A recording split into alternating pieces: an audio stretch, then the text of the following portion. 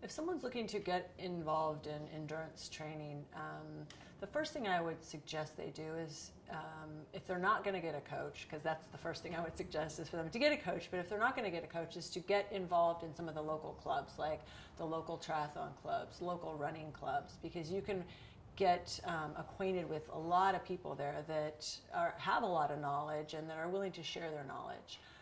Another thing I would suggest for someone getting into endurance training is to take it slow. The main thing people do is they jump in way too quick and they get injured. So taking it slower is better, and don't rush into anything, and be smart.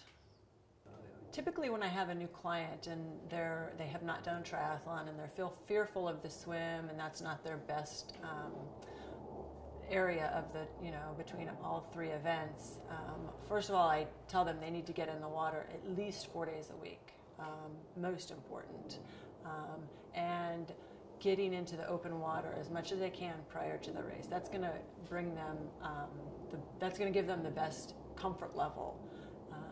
And obviously if it's their first triathlon, you tell them to get in the back of the pack. They definitely don't want to be in the front of the pack.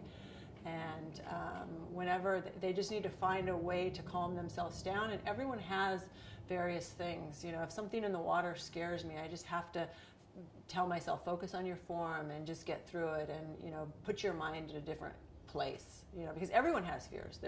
I'm a good swimmer, and I've done tons of open water swimming, but there are sometimes there's something in the water, you see something in the water, you get nervous and you start to get anxiety. The minute that starts happening to me, I just put my mind, and I get my mind focused on my stroke, my technique, and try to get it over with.